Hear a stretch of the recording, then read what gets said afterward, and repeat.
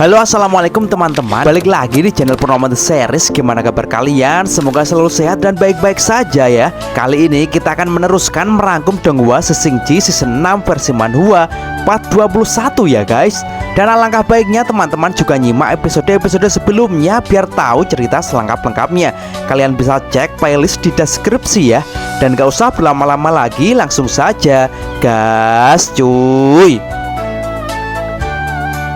Di episode sebelumnya diperlihatkan Xiaoyu yang tiba-tiba ditangkap oleh Kaisar Sitian Gelap guys. Setelah ia menangkapnya, Sitian pun ngaku-ngaku kalau Xiaoyu adalah miliknya. Dan ia benci dengan tata gata yang telah membawanya kabur. Xiaoyu yang tiba-tiba dipegang oleh pria gondrong yang tak dikenal, tentu saja ia menjadi risih dan berteriak sambil berusaha untuk melepaskan tangannya. Setelah lepas, ia pun langsung jaga jarak dengan Kaisar saat itu. Hingga akhirnya Xiaoyu pun menyadari kalau mereka adalah para dewa kegelapan. Akan tetapi sepertinya tak satu geng dengan Yuanzi Tianzun. Lalu tiba-tiba datanglah 3 dewa kegelapan lain yang muncul dari belakang Xiaoyu. Itulah sang api kitab suci, kata mereka. Mereka juga mengatakan kalau ternyata sang kitab suci terlihat sangat lemah, tapi tak disangka ia mempunyai kekuatan yang legendaris. Tapi manis juga. Sepertinya sangat lezat untuk dimakan, ucap si gendut sambil meringis guys. Duyung Perak di situ pun berkata kalau memang kekuatan sang sutra itu belum terbangun dan kali ini ia akan lahir kembali. Dan tiba-tiba terdengar suara lagi yang menyahut, "Tunggu apa lagi, makan aja sekarang." Yang ternyata itu adalah sang ratu ular putih Baise yang muncul dari belakang Xiaoyu. Sontak saja Xiaoyu pun langsung kaget dan ia langsung menghindar dari situ. Tapi ia pun langsung dirangkul oleh Baise dan ia mengatakan kalau Xiaoyu jangan main-main. Panik dan melawan tak ada gunanya. Lebih baik dengarkan saja, katanya. Dan sambil menjulurkan lidahnya tanda kalau saat ini ia sedang ingin memakan Xiaoyu juga. Ia pun tiba-tiba menekan pundak Xiaoyu. Jelas saja hal itu membuat Xiaoyu berteriak kesakitan.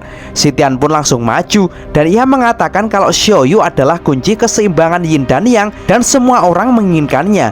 Sitian lalu menjelaskan sejak 10 tahun yang lalu Xiaoyu pergi dari sini dan itu membuat jiwa-jiwa berubah menjadi gelap dan seluruh dunia juga terpengaruh. Sitian pun sangat senang dengan kegelapan yang berkembang dengan sangat cepat itu. Xiaoyu pun dengan memasang seolah wajah ceria juga mengatakan kalau ia juga senang. "Kalau begitu biarkan aku pergi ya," ucapnya. Sitian pun langsung menjawab kalau demi kepentingannya ia tak mau Yin dan Yang kembali normal dan ia akan membawa Xiaoyu bersamanya. Dan lebih buruk jika nanti Xiaoyu diserap oleh Yuanzi, maka itu akan menciptakan situasi yang sulit menurutnya. Bukankah Yuanzi adalah dewa kuno kegelapan dan kalian juga dewa kegelapan? Bukannya kalian ini satu kelompok ya? Tanya Xiaoyu. Sitian lalu menjawab kalau memang Yuanzi adalah leluhur kegelapan, tapi sekaligus ia adalah musuh mereka. Dan untuk menghentikannya maka Sitian butuh kekuatan dari Xiaoyu. Dan tiba-tiba datanglah seseorang lagi yang ternyata itu adalah Musin atau wujud lain dari sang dewa kuno guys.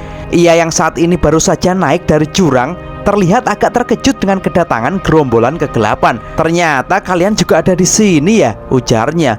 Xiaoyu pun langsung merasa ketakutan dan takut kalau Musin akan membalas perbuatannya. Dan para dewa dan siluman kegelapan pun juga tampak terkejut. Musin dengan wajah lesu berkata kepada Sitian dan mengingatkan lagi bahwa ialah yang telah membangkitkan sisi gelap para dewa dan telah menyerahkan kepemimpinan surga kegelapan seluruhnya kepadanya. Dan untuk Dekewangsing di situ, ia juga mengingatkan karena dengan bantuannya kini dendamnya dengan para dewa bisa membuatnya mempunyai kekuatan seperti ini. Dan untuk Tian Daoxing, ia yang tak mau menyerah pada nasib dan kematian, Tianzun jugalah yang telah menyelamatkannya. Dan untuk Desasing, jangan lupa sang dewa kuno lah yang telah melepaskannya dari penjara surga. Musin juga mengatakan kepada para siluman di situ bahwa semua sudah ada di sini dan semuanya adalah teman. "Apakah kau telah menangkap kitab suci untukku, Sitian?" tanya Musin kepada Kaisar. Kaisar pun menjawab kalau ia telah menangkapnya. Musin pun langsung meminta agar sang kitab suci itu segera diserahkan kepadanya. Sitian pun mengatakan kalau dewa kuno sendirilah yang mengatakan kalau bayangan gelap itu hidup dengan bebas sesuka hati, bebas untuk meraih keinginannya sendiri dengan cara apapun dan tak ada aturan yang mengikatnya. Bahkan jika aturan itu dari leluhurnya sendiri, aturan itu tak akan bisa menahan mereka. Mendengar hal itu, Musin pun langsung mengeluhkannya dan memegang kepalanya. "Adeh, Dia pun kemudian mengatakan kepada Sitian, apakah Sitian saat ini akan memonopoli semuanya dengan tak menyerahkan sang sutra itu kepada bosnya itu. Dengan tatapan yang tajam, Sitian berkata, jika Anda menginginkannya, Anda harus mengambilnya. Seketika ia pun langsung mengeluarkan serangan ribuan pedang surga kegelapan, dan terlihat pedang emas yang sangat banyak langsung menusuk tubuh Musin hingga membuatnya terpental. Dan terlihat Tian Douxing pun melompat dan mencekik Musin dari belakang. Jelas saja hal itu langsung membuat Musin kaget, dan kini giliran Desasing yang menyerang. Ia merapatkan jari di kedua tangannya dan jelek, kedua tangannya menusuk tubuh Musin dengan sangat keras. Sedangkan di Kuangsing pun juga tak tinggal diam. Ia langsung terbang dan serak. Makblar, terlihat ia mencakar-cakar dan lanjut melepaskan pukulan telapak yang mematikan tepat ke wajah Musin. Sitian pun masih tak terima karena ia tak ingin lagi menjadi bawahan dari Dewa Kuno dan tak mau menyerahkan sang sutra itu kepada leluhurnya. Dan ya, Sitian pun mengeluarkan jurus pedang badai kaisar kegelapan terkuatnya. Seketika muncul banyak sekali pedang-pedang besar dari langit dan menghujam ke tubuh Musin. Bahkan saking banyaknya pedang itu, ketiga anak buah Sitian pun dibuat susah payah menghindari pedang-pedang itu. Kekuatan pedang dari Sitian itu sangat dahsyat. Terlihat jutaan pedang turun dari langit bagaikan hujan deras yang tak ada redanya, guys. Serangan yang mengerikan itu membuat para siluman merasa merinding dibuatnya. Bahkan mungkin serangan itu bisa menghancurkan gunung, kata Baishi.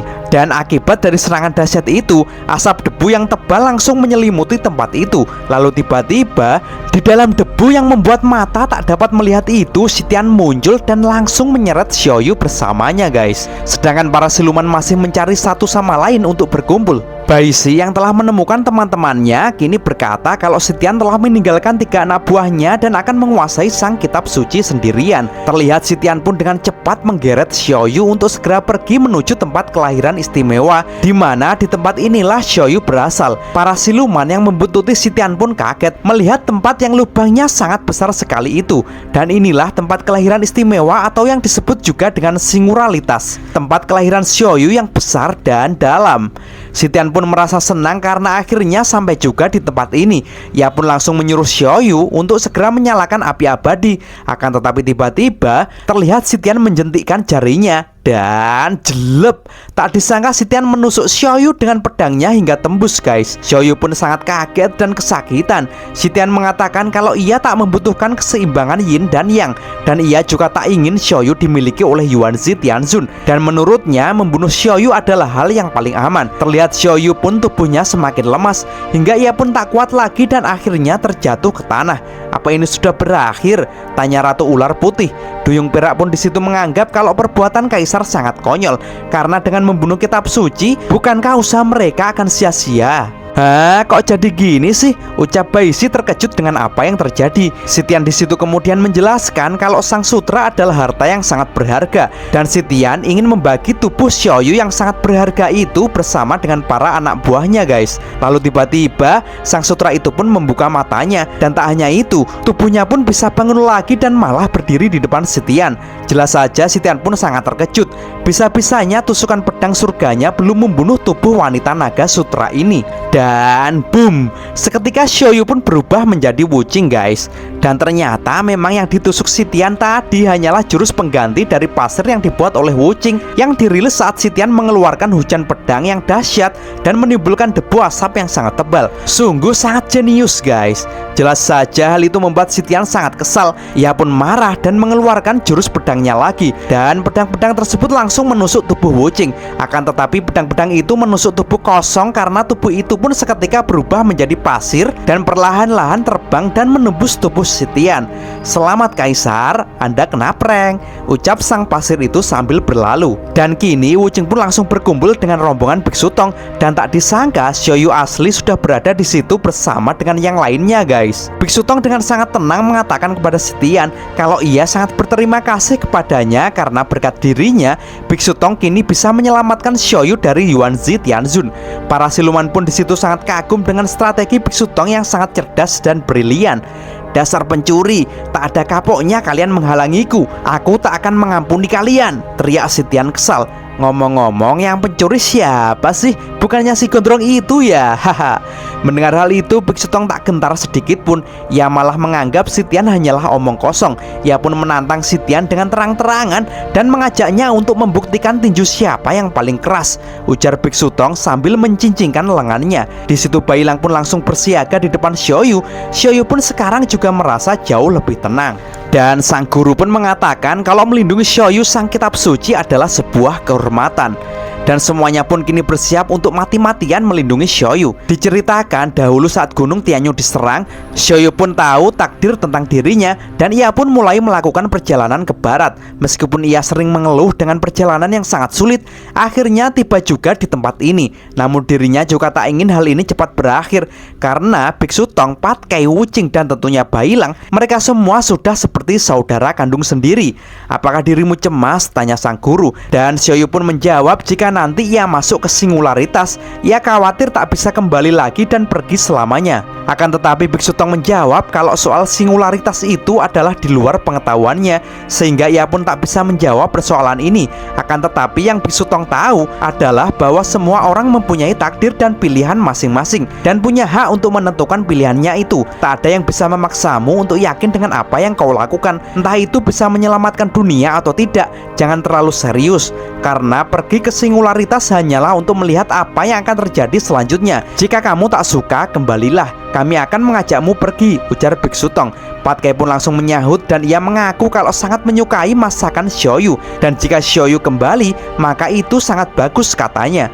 Wuching pun juga mengatakan jika nanti Xiaoyu sudah menyalakan api abadi dan ia masih bisa kembali, maka itu sangat bagus. Tapi jika tidak, Wuching menganggap kalau Xiaoyu tak perlu mengorbankan dirinya.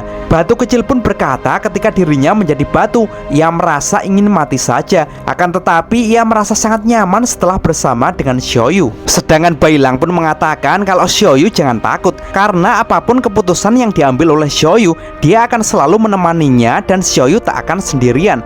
Perlahan-lahan Xiaoyu pun melepaskan tangannya dari Bailang. Terima kasih buat semuanya, ucapnya. Seketika ia pun langsung berlari turun untuk masuk ke dalam singularitas.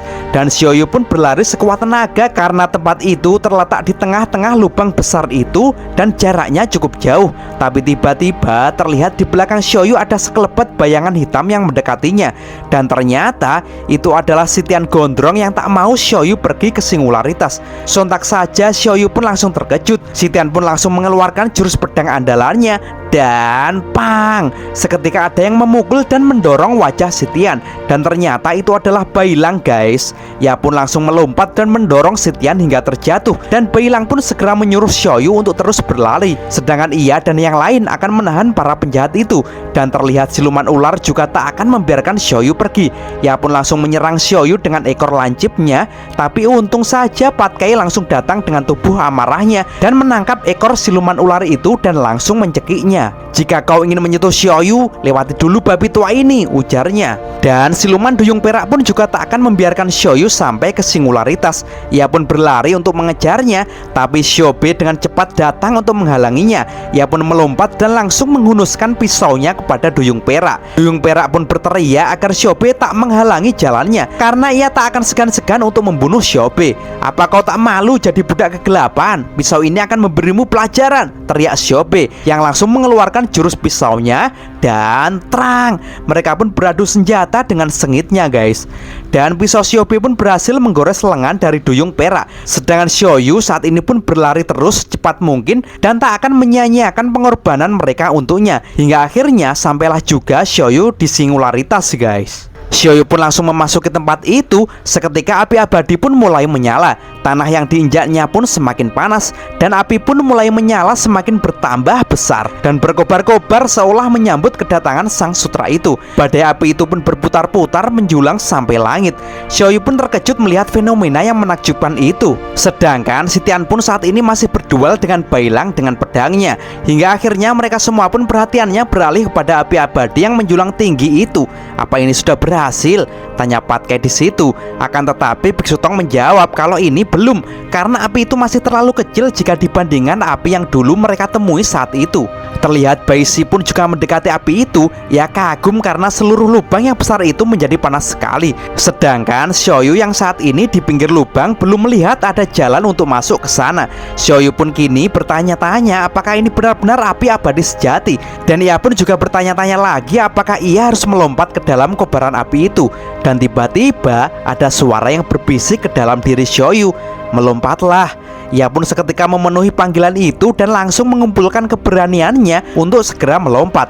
"Aku datang!" teriak Xiaoyu yang tubuhnya saat ini sudah terjun menuju ke dalam jurang api itu. Dan saat ia menatap kobaran api yang besar di depannya, tiba-tiba ia mendapatkan ingatan tentang masa lalunya saat Biksu Tong dan yang lain datang pertama kali untuk menjemput dirinya. Saat itu Biksu Tong melihat badai api di situ sangat besar dan mereka bingung bagaimana cara mengambil sang kitab suci karena mereka takut badai api itu akan membakar mereka sampai mati. Biksu Tong di situ mengatakan kalau ini sangatlah menakutkan. Bahkan selama berabad-abad para dewa pun tak ada yang berani mendekati api ini. Dan Wukong pun di situ menganggap kalau para dewa itu sangat licik. Mereka ingin mengorbankan mereka. Dan seketika Biksu Tong pun memberanikan diri untuk terus maju memasuki api abadi itu, karena memang itulah tujuan dirinya dikirim ke tempat itu. Sang guru yang tanpa takut memasuki kobaran api yang sangat besar itu membuat murid-muridnya khawatir jika gurunya nanti akan terbakar. Keyakinan sang guru begitu besar karena ini menyangkut nasib seluruh umat manusia di dunia ini. Hingga akhirnya Biksu Tong dapat menyelesaikan tugas ini dengan baik guys, yang bahkan para dewa pun tak mampu melakukan hal ini. Dan tak disangka Biksu Tong bisa keluar dari lautan api itu tanpa luka sedikit pun, dan akhirnya berhasil mendapatkan Xiaoyu atau sang kitab suci. Xiaoyu pun melihat dengan jelas memori ingatan itu, dan sekarang ia akan kembali lagi ke tempat asalnya. Terlihat tangan Xiaoyu pun mulai terbakar dan ia pun meneteskan air mata karena saat ini ia memulai jalannya yang mungkin tak bisa membuat ia kembali lagi. Dan sebentar lagi Xiaoyu akan berubah menjadi api yang mengamuk. Dan terlihat tubuhnya saat ini semakin memasuki kobaran api semakin dalam dan semakin dalam. Dan tiba-tiba terdengar suara yang berkata, "Hei, apa itu Xiaoyu? Dari mana ya suara itu berasal?" Sin langsung beralih memperlihatkan sang dewa kuno yang ternyata saat ini telah berubah menjadi wujud aslinya guys. Ia pun mengamuk dan menghajar para dewa kegelapan. Ia pun memukuli para bawahannya dengan brutal karena saat ini ia marah dan kecewa dengan mereka. Karena tadinya ia mengira mereka datang ke sini adalah untuk membantunya, tapi ternyata mereka datang sebagai pengkhianat dan malah memberontak kepada Yuanzi Tianzun. "Bodoh sekali kalian melawan penciptamu!" teriak Yuanzi geram. Tian Doxing di situ berkata kalau ini tak bisa dihindari. Ia mengaku kalau dirinya hanya diakui oleh sang kaisar. Selain itu, ia berbeda zaman dengan dewa kuno. De Guangxing di situ juga mengakui kalau memang benar mereka diciptakan oleh Yuanzi. Ibarat dewa kuno itu adalah ayahnya, tapi sang kaisarlah yang selalu menganggap keberadaan mereka. "Kaisar itu sudah seperti kekasihku," ucap De Guangxing. Dan si gendut menambahkan kalau memberontak itu adalah wajar karena memang sifat alami dari bayangan gelap adalah memberontak. Sang dewa kuno itu pun langsung menganggap kalau para dewa kegelapan di depannya adalah ciptaannya yang gagal. "Aku akan menghancurkan dan membuang kalian sekarang juga," ucap dewa kuno geram guys. Di sisi lain saat ini api abadi masih berkobar dengan kecil. Bailang pun bertanya apakah memang apinya hanya sebesar itu. Biksu Tong pun menjawab kalau itu tidak, karena seharusnya api itu berkobar dengan sangat besar hingga membakar seluruh lubang itu. Maka mereka pun tampaknya harus menunggu karena saat ini Xiaoyu pasti sedang bekerja keras. Dan Biksu Tong menjelaskan kalau tugas mereka saat ini adalah memastikan agar api itu tetap menyala dan menahan para musuh agar tak mengganggu Xiaoyu. "Siap guru, aku tak akan membiarkan mereka mengganggu Xiaoyu," ucap Bailang dengan penuh semangat. Lalu tiba-tiba si Tian pun datang dan mendekat kepada mereka guys. Dengan kesal ia mengatakan kepada Biksu Tong kalau mereka itu sangat bodoh dan konyol. "Kalian pikir kalian sudah berbuat adil dan benar?" Terlihat si Tian pun kini berjalan maju dengan sudah bertelanjang dada. Dan saat ini ia dikelilingi oleh pedang-pedang emasnya. Tampaknya ia akan benar-benar serius. Ia pun mengatakan kalau saat ini Xiaoyu telah membuka pintu seperti yang diinginkan Yuanzi, dan dewa kuno itu juga sudah ada di sini. "Apa kalian bisa menghentikannya? Sungguh naif sekali. Sebentar lagi dia akan menggulingkan dunia ini." Dan aku tak akan membiarkan itu terjadi, ujar Sitian. Melihat api abadi yang sudah terbakar, ia mengatakan kalau sang kitab suci merupakan harta karun dunia. Dan saat ini ia kembali ke singularitas, maka potensinya akan dibebaskan secara bertahap. Dan itu adalah saat yang paling kritis, karena jika dewa kuno memasuki api itu, maka dia akan mendapatkan kekuatan tanpa batas. Dan hal itu akan membuat dewa yang kejam itu akan menghancurkan apapun di dunia ini. Kalian berpikir aku di sini untuk kepentinganku sendiri, tapi nyatanya ini kulakukan untuk semua makhluk hidup. Hanya aku yang dapat menghentikan dewa kuno ini. Apa kalian mengerti? Ujar Sitian. Seketika Sitian pun langsung mengeluarkan jurus pedang kegelapannya. Muncullah pedang-pedang yang berterbangan mengelilingi tubuhnya. Dan ia masih selalu mengoceh seolah-olah dirinya adalah pahlawan bagi umat manusia. Dan karena Biksu Tong CS telah mengganggu jalannya, maka ia akan membunuh mereka semua. Biksu Tong pun menganggap apa yang dipidatokan Sitian barusan semuanya hanya omong kosong. Karena penjahat yang sok-sokan peduli dengan umat hanyalah guyonan receh yang tak berguna. Bailang yang melihat Kaisar mengeluarkan pedang-pedang itu pun merasa kalau saat ini Kaisar memang sangat serius. Dan pastinya dia juga sangat kuat karena dia adalah pimpinan para dewa. Akan tetapi Biksu Tong mengatakan kalau sang Kaisar itu sekarang hanya sendiri, sedangkan mereka adalah satu kelompok. Tentu mereka mempunyai kesempatan menang lebih banyak. Biksu Tong pun dengan santai berkata kepada Sitian kalau mereka tak akan serius melawannya, karena lawan mereka yang sesungguhnya adalah sang dewa kuno, bukan Kaisar sesat itu. Mendengar hal itu, tampaknya Sitian pun terprovokasi oleh perkataan Biksu Tong itu. Seketika ia pun langsung emosi dan langsung mengangkat pedang-pedangnya ke udara dan berniat akan melancarkan serangan yang mematikan. Tapi tiba-tiba, mak jeleng, Biksu Tong dengan cepat langsung meninju muka Sitian dengan keras yang membuat Sitian langsung terpental mundur. Di situ Biksu Tong tampak marah karena Kaisar sebagai dewa selalu menganggap manusia itu remeh dan lemah, sehingga ia pun tak terima dan ia akan memberikan dewa gondrong itu pelajaran yang setimpal. Seketika ia langsung melayangkan tinju dari tangan kanannya dan duak, tinju itu langsung mengenai kepala Sitian dengan telak lagi guys.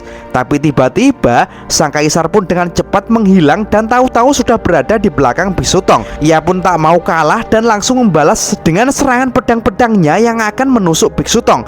Dan terang. Untung saja Sawucing dengan cepat datang dengan wujud kesatria pasirnya dan langsung menangkis pedang-pedang itu guys.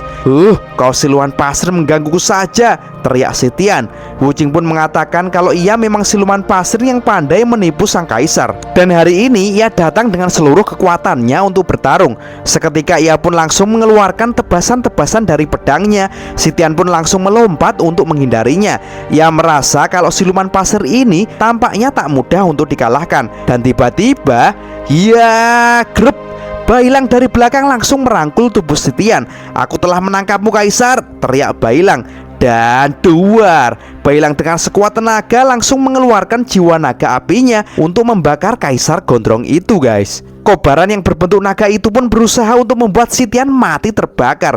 Dan tak hanya itu, ia langsung meluncur dengan cepat dan menghantamkan Kaisar ke tanah dengan keras, sampai-sampai membuat tanah itu berlubang dan menimbulkan debu asap yang tebal. Biksu Tong pun khawatir apakah Bailang baik-baik saja, hingga akhirnya terlihat Bailang yang sangat kecapean.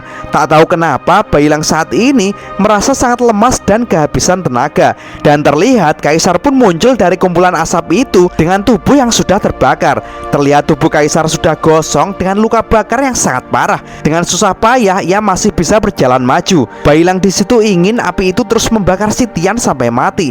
Sungguh naif, ujar Sitian yang tiba-tiba langsung mencekik Bailang guys. Seketika Bailang pun merasa kalau energi dan kekuatannya berkurang drastis, karena memang saat ini Sitian berusaha menyedot darah Bailang. Haha, kenapa? Apa kau merasa lelah? Atau kau tak punya kekuatan lagi untuk melawanku? Ujar Sitian.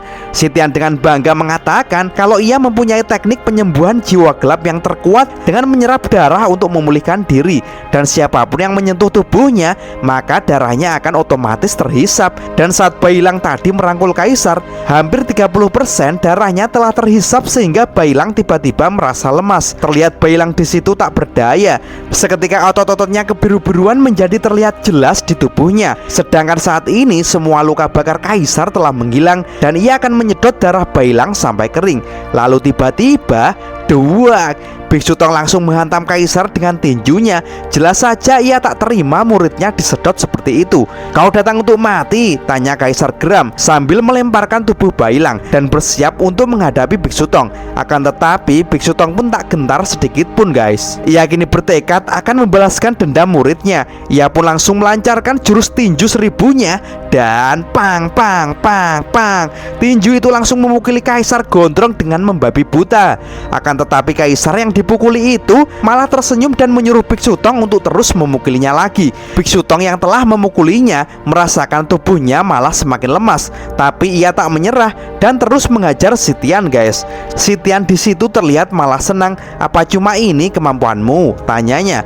Dan jelek, Biksu Tong langsung mengerahkan tinju terakhirnya dengan sekuat tenaga yang menghantam perut kaisar. Akan tetapi tampaknya Sitian tak merasakan sakit sama sekali. Terlihat Biksu Tong pun heran, tapi ia belum menyerah dan akan meninju wajah Sitian dengan keras. Akan tetapi Sitian langsung menangkap tinju itu dan berkata, "Haha, kau terlalu lambat." Dengan masih menahan tinju Biksu Tong, Sitian menjelaskan kalau semua yang ada di dunia ini memiliki perbedaan, tidak dapat diubah jika manusia memang bukanlah tandingan para dewa.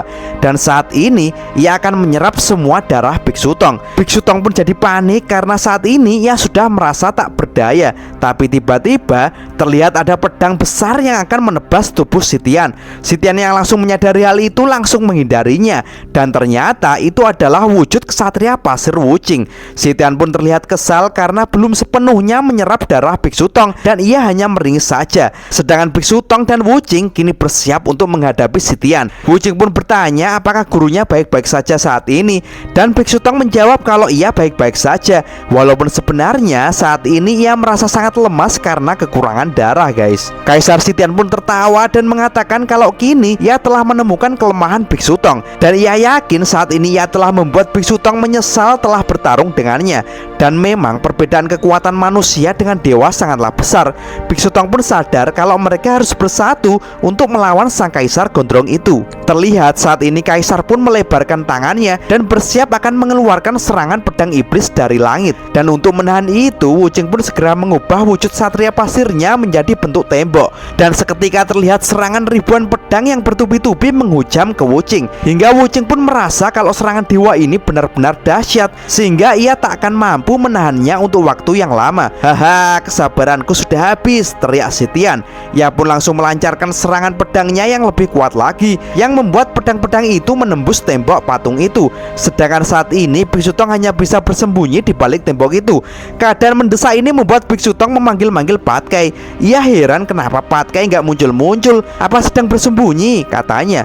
Dan seketika Patkai pun menjawabnya kalau saat ini ia sedang sangat sibuk, karena saat ini ia sedang adu mekanik dengan siluman ular putih guys. Terlihat ia sedang dililit oleh ular itu. Akan tetapi Patkai masih perkasa memukuli ular putih itu dan ia berniat akan membunuhnya. Akan tetapi Ratu Ular Putih tak ingin kalah begitu saja. Ia pun langsung menyemburkan racun dari mulutnya.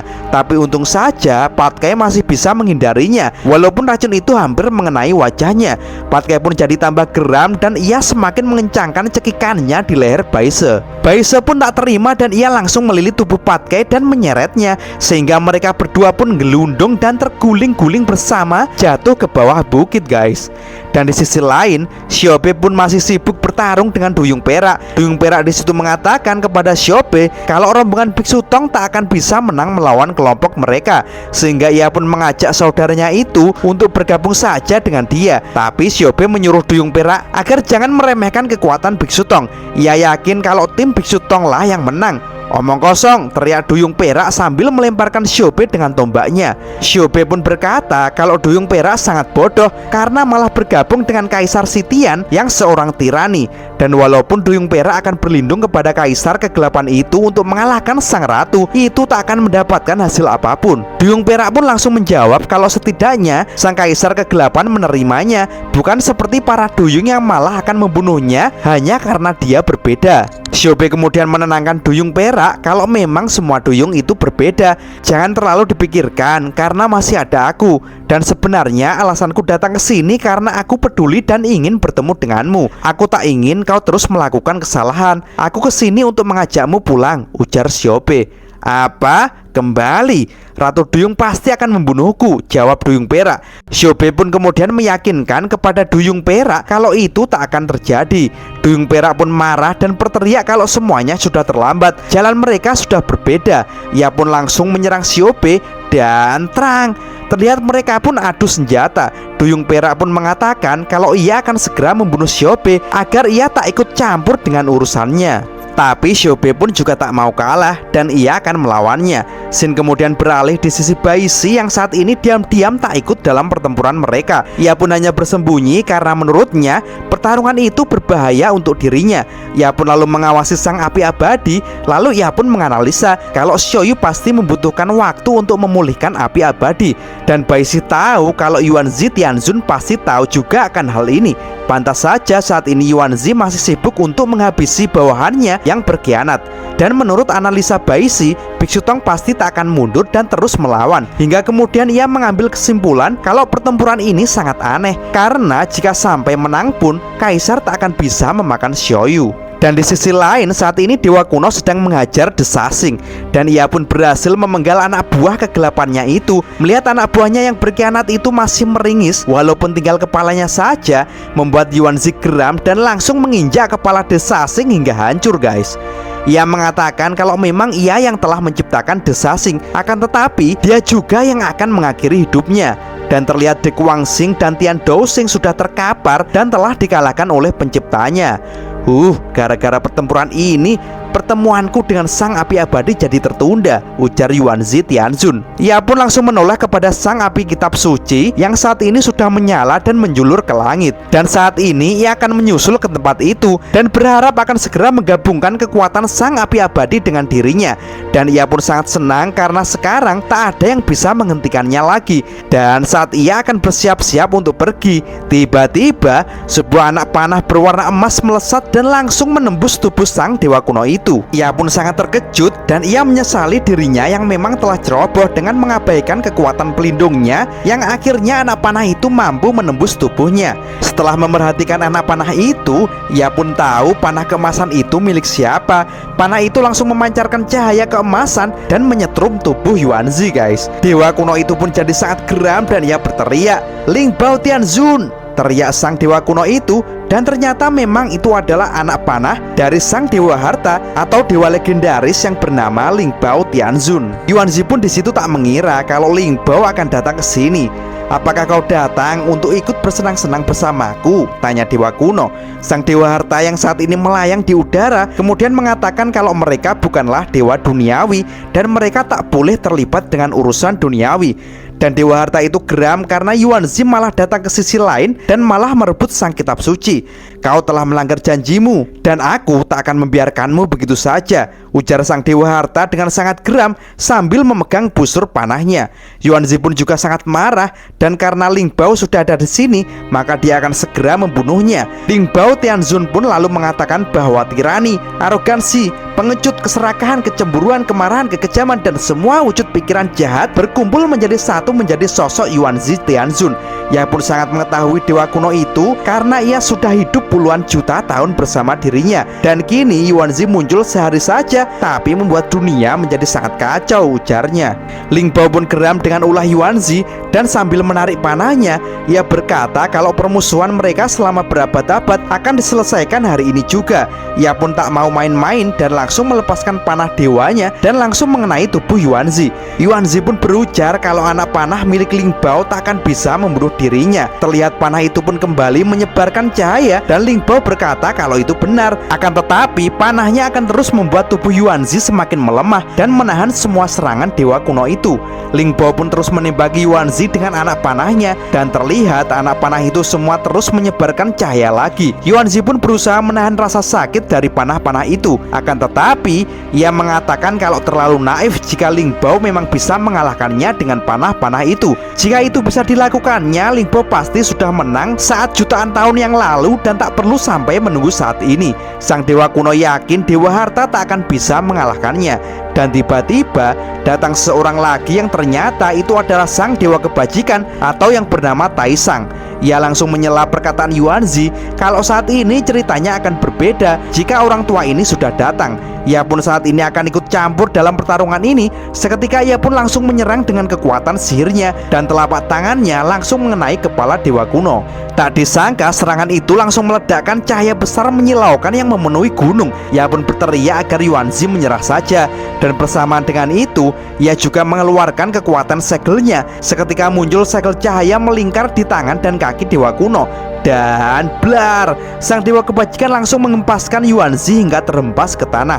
Dewa kuno yang terjatuh itu seketika langsung merasa kekuatannya menghilang setelah ia disegel oleh segel belenggu roh jahat milik dewa kebajikan itu. Dewa kuno pun marah karena sang dewa kebajikan telah ikut campur dalam pertikaiannya dengan dewa harta. Akan tetapi dewa kebajikan pun menjawab kalau hal itu tak akan terjadi jika Yuanzi tak melanggar perjanjian seperti ini. Aku telah melihat kelakuan kejimu dengan mata kepalaku sendiri.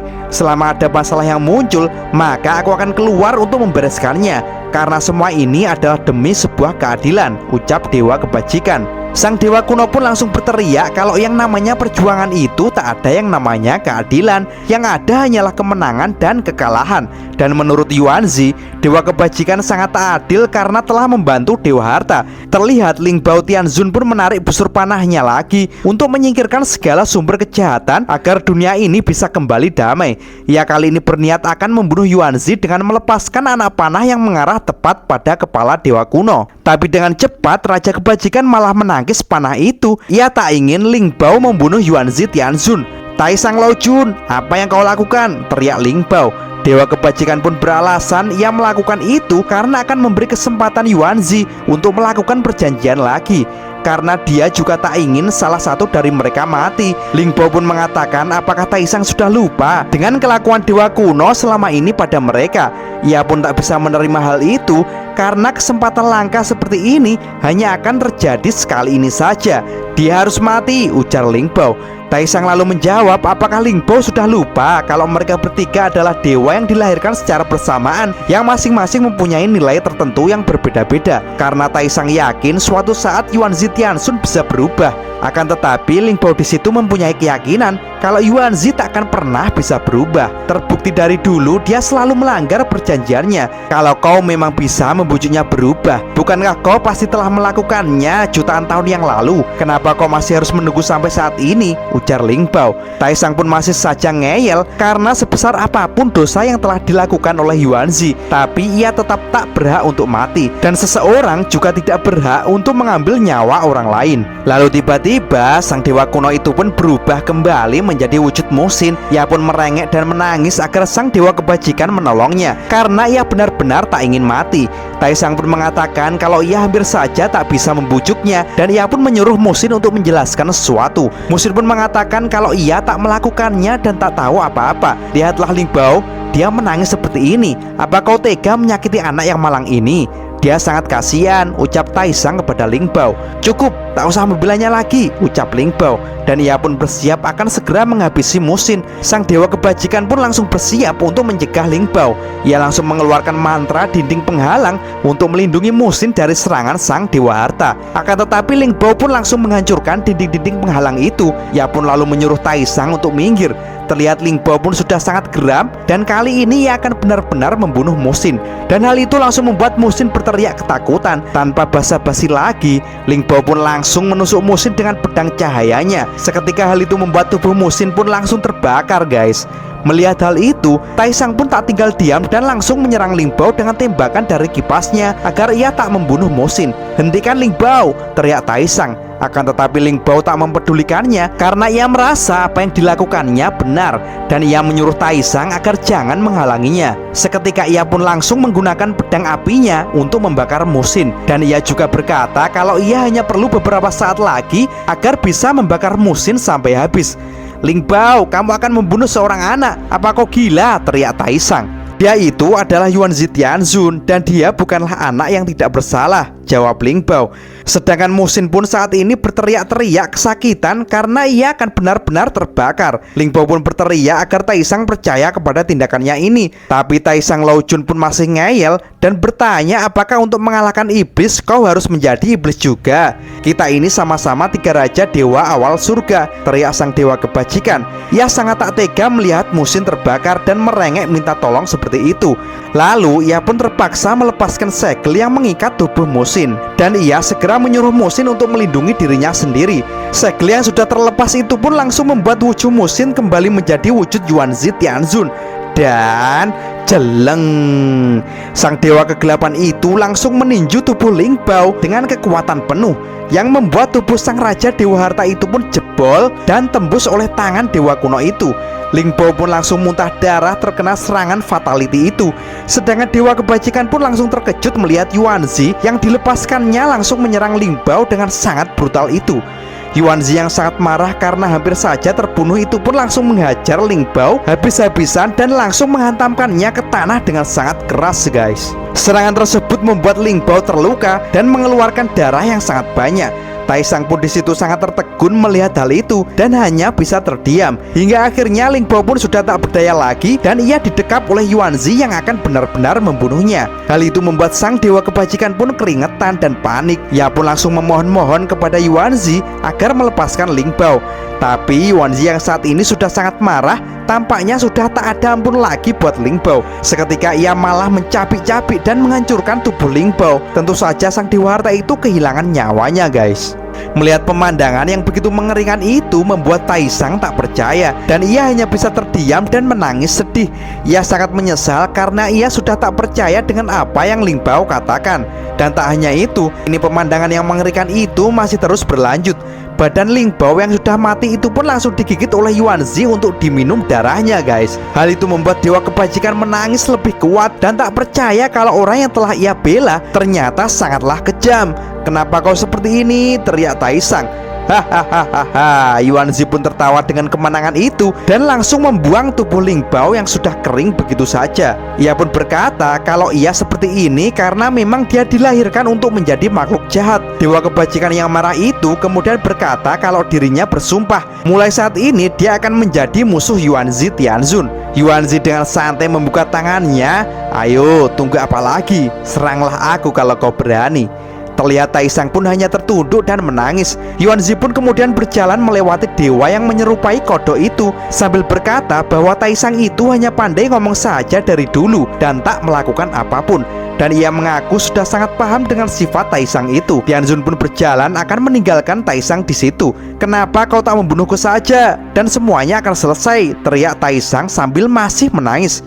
"Hah? Membunuhmu? Jangan bercanda. Kau ini orang baik dan selalu toleran terhadap kejahatan. Selama itu tak mengganggu dirimu, kau pasti akan mengabaikan penderitaan orang lain.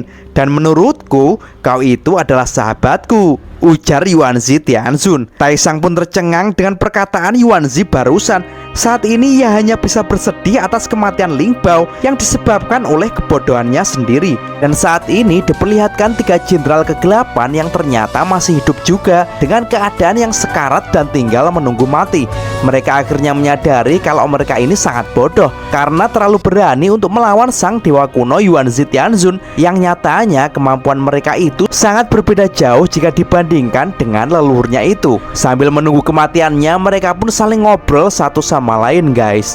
Mereka menilai kalau kedatangan sang dewa harta dan dewa kebajikan ternyata tak bisa mengubah keadaan apapun, dan malah berakhir sangat konyol dengan terbunuhnya dewa harta karena keputusan bodoh yang diambil oleh si dewa legendaris yang menyerupai kodok itu. Mereka berkata kalau Taisang Laojun sang dewa kebajikan itu adalah orang tua yang selalu menyendiri dan dia hanyalah orang yang suka bicara, tapi nyatanya dia adalah bukti dari kebodohan yang sebenarnya yang telah membuat sang dewa harta mati secara mengenaskan. Bahkan dewa kuno pun mengabaikan dirinya. Ia tak ingin mengotori tangannya dengan membunuh orang yang begitu bodoh.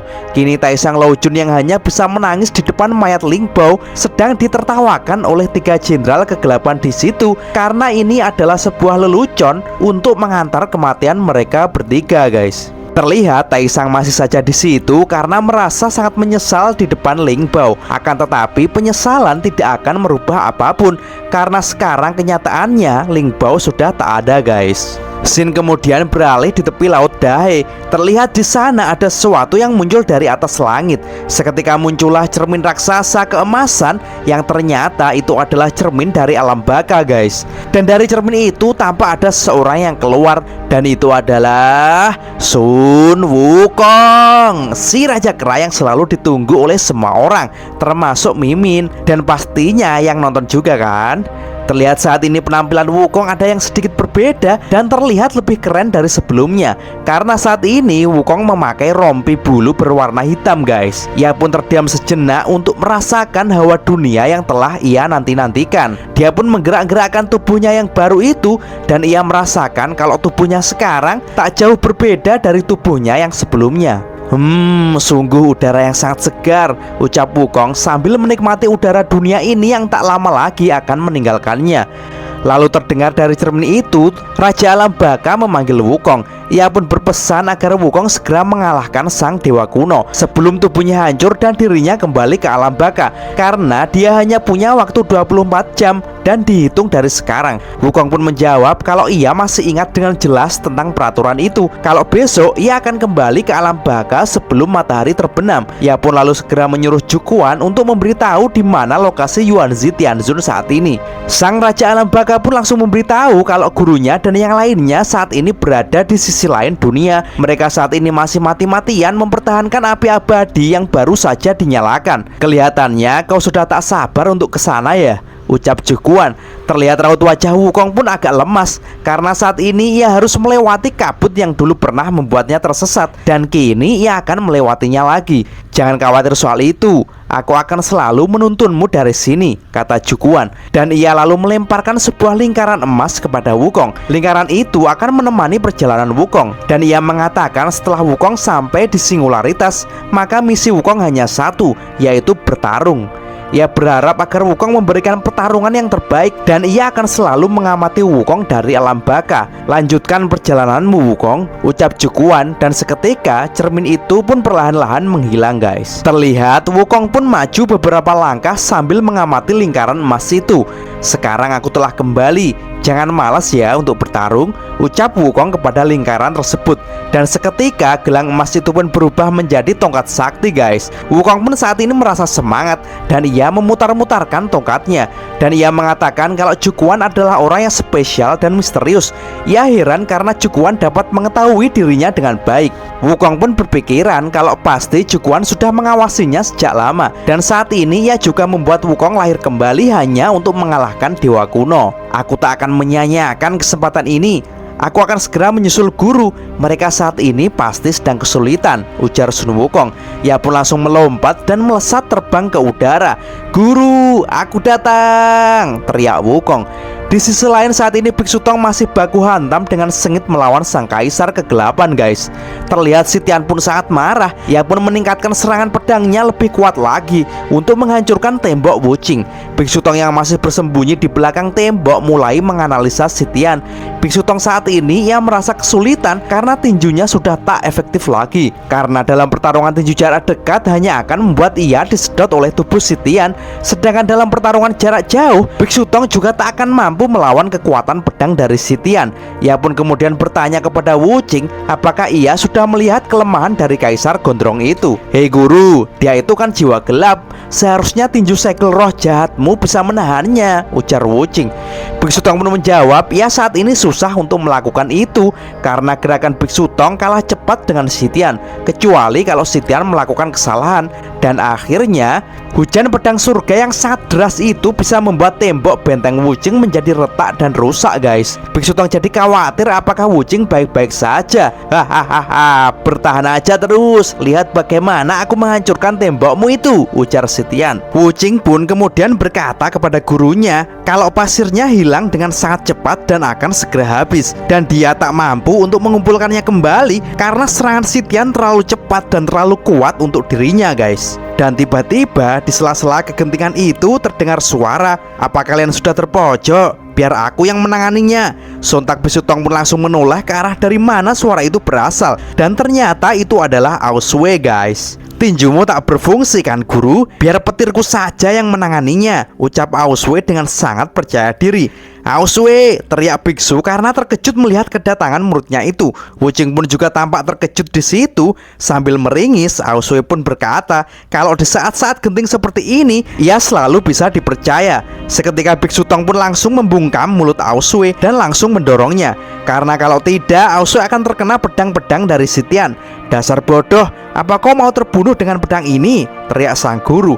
Ia pun lalu bertanya kemana saja Aosue selama ini ketika dia gagal mengurus Yihu. Sebelum Aosue bercerita, ia pun agak ragu gurunya itu percaya atau tidak. Dan ia pun mulai bercerita kalau kepergiannya adalah untuk menyelamatkan nyawa banyak orang, yaitu dengan memukul mundur para bayangan kegelapan di Laut Cina Selatan dan Utara dan menyelamatkan para suku naga. Dan ia memberitahu kali ini dia sekarang juga telah menjadi Raja Naga. Dengan bangga ia pun lalu menunjukkan pedang Raja Naga yang digendongnya kepada sang guru. Walaupun Aosue belum bisa cara memakai pedang itu, akan tetapi ia selalu membawanya karena ini adalah simbol dari statusnya sekarang. Sekarang diriku bukan lagi pria tanpa nama, karena aku sekarang sudah menjadi sang Raja Naga Aosue, ucap Aosue dengan sangat bangga. Akan tetapi saat ini Biksu Tong tampaknya sedang berfokus dengan pertahanannya. Wuching, apa kau bisa menahannya? Tanya Biksu Tong. Masih guru, untuk sebentar lagi, jawab Wuching. Aosue pun disitu langsung kesal karena tampaknya gurunya tadi tak mendengarkan cerita Aosue yang panjang lebar itu. Lalu Biksu Tong pun mengatakan kepada Aosue kalau sekarang posisi Aosue sudah enak, tapi malah kembali dan memilih menempuh bahaya bersama mereka. Dan hal itu pasti tak mudah. Sekarang Aosue telah membuktikan kepada Biksu Tong arti dari keberanian dan komitmen. Mendengar hal itu, Aosue pun langsung memasang wajah bengong guys, karena selama ini gurunya tak pernah memujinya dan hanya meremehkan dirinya itu. Kamu kenapa? Ada yang salah dengan ucapanku? Tanya Biksu Tong karena melihat wajah Aosue yang bengong itu. Ia pun menjawab kalau tidak ada yang salah. Dan tiba-tiba Aosue pun mengangkat tangannya. Ia tiba-tiba teringat sesuatu. Eits, tunggu guru, aku baru ingat kalau aku baru saja belajar sesuatu untuk memanggil petir dari langit. Akan kutunjukkan padamu guru, ujar Aosue. Apa? Memanggil petir dari langit? Ucap Biksu Tong heran. Seketika Aosue pun langsung memejamkan matanya dan berusaha untuk konsentrasi. Tapi tampaknya kekuatan Aosue belum muncul juga. Hei Aosue, bisakah kau melakukannya lebih cepat? Tanya Biksu Tong tak sabar. Guru, aku masih konsentrasi, sabar dikit dong, jawab Aosue agak kesal. Dan ia pun memejamkan matanya lagi untuk konsentrasi dan ia mengacungkan jarinya. Dengan kusyuk ia pun berkata lirih, atas nama Raja Naga, petir 9 alam, datanglah untuk membantuku. Seketika langit pun menjadi mendung dan gelap. Sitian pun juga langsung merasakan ada hawa kuat yang akan datang. Seketika langit pun menjadi mendung dan gelap. Sitian pun juga langsung merasakan ada hawa kuat yang akan datang. Dan jedar, petir kemerahan yang besar dan dahsyat dari langit langsung menyambar Sitian dengan sangat dahsyat. Rasakan ini, teriak Aosue. Sambaran petir itu pun meledak dengan dahsyat dan ledakannya juga sangat luas guys, sehingga getarannya dapat dirasakan dengan jelas oleh semuanya, termasuk oleh para siluman di situ. Sedangkan Aosue pun masih berdiri dan masih mengangkat tangannya ke langit. Wow, berhasil juga. Biasanya dalam pertarungan aku tak pernah berhasil, dan ini di luar dugaanku. Sepertinya hari ini aku sangat beruntung, ucap Aosue di situ. Dan gara-gara ledakan itu, tempat itu pun langsung dipenuhi oleh asap dan debu yang sangat tebal. Terlihat Biksu Tong pun saat ini menutupi hidungnya dari debu yang tebal itu. Ia pun berkata kalau ini adalah debu ribuan tahun yang diterbangkan oleh Aosue. Dan gara-gara debu itu, ia tak bisa melihat apapun, dan itu sangat berbahaya untuk mereka, kata Biksu Tong. Tenang saja, dia sudah mati guru, ucap Aosue dengan santai. Biksu Tong pun menjawab kalau itu belum tentu, karena orang itu adalah sang kaisar pemimpin dari para dewa, sehingga ia tak akan mati dengan mudah. Aosue pun masih ngotot kalau petir 9 alamnya itu sangat kuat, dan itu juga sudah dilihat oleh Biksu Tong sendiri. Dan walaupun itu mungkin tak membunuh Sitian, tapi itu pasti membuat Sitian terluka sangat parah. Dan tiba-tiba Biksu Tong langsung merasakan sesuatu. Awas, teriak Biksu Tong. Dan benar saja, insting Biksu Tong memang tak pernah meleset guys. Seketika terlihat pedang-pedang Sitian berterbangan menyerang mereka. Biksu Tong dan Aosue pun langsung merunduk, tapi serangan itu masih saja datang dan mereka berdua pun sekuat tenaga menghindarinya. Lalu dari arah yang tak terlihat yang tertutup debu itu, Sitian pun melompat dan tampak ia kali ini sangat marah. Ia tak terima karena petir yang menyerangnya datang secara tiba-tiba tanpa permisi, dan ia juga geram karena Aosue mengira kalau ia dapat terbunuh dengan mudah. Aosue pun tampak terkejut melihatnya, sedangkan Biksu Tong tampak memperhatikan tubuh Sitian yang sebagian sudah terbakar. Dan kini Sitian pun melesat dan ia berkata akan membunuh Biksu Tong terlebih dahulu. Tapi tiba-tiba, ya grep, jangan lupakan aku Kaisar. Tak disangka dari belakang muncul Bailang yang langsung merangkul tubuh Kaisar Sitian guys. Sitian pun sangat heran melihatnya karena tadi Bailang sudah pingsan karena sudah disedot olehnya. Bailang yang mendekap dengan sangat erat itu berkata kalau demi Xiaoyu ia tak akan pernah menyerah.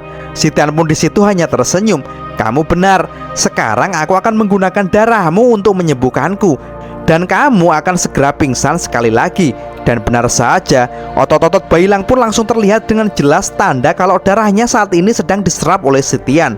Ia pun langsung berteriak karena ia merasa sangat kesakitan. Dan tiba-tiba terdengar suara Biksu Tong yang mengatakan kalau Sitian seharusnya tak meremehkan keinginan dan semangat Bailang. Biksu Tong pun langsung melompat dengan kalung tasbih yang telah diikatkannya ke tangan kanannya. Ia berkata kalau Sitian sebagai pimpinan para dewa telah salah karena meremehkan kekuatan dari serigala. Ia pun tampak mengepalkan tinjunya yang telah dililit oleh tasbih pemberian Dewa Rulai itu dengan kuat, dan duak, tinju Biksu Tong langsung mendarat tepat ke mata Sitian dengan sangat keras hingga membuatnya berdarah guys. Dan dari pukulan itu terlihat bola cahaya yang sangat menyilaukan karena ternyata itu adalah tinju pemusnah kegelapan dengan ditambah dari kekuatan tasbih dari sang Buddha Rulai. Sitian pun langsung terpental dan terlihat mata kanan yang terkena pukulan itu retak dan terbakar guys. Kaisar kegelapan, jiwamu yang terjatuh dan terbakar kini tinggal menunggu kematianmu saja, teriak Biksu Tong. Dan ia akan bersiap meninju Sitian dengan tinju pemusnahnya lagi. Tapi seketika tiba-tiba Biksu Tong pun langsung terlihat sangat terkejut karena tiba-tiba ia tak bisa bergerak. Begitu juga dengan Bailang. Apa ini yang menahanku? Tanya Bailang. Aosue yang melihat hal itu pun sangat keheranan. Ia pun juga bertanya-tanya apa yang sebenarnya terjadi.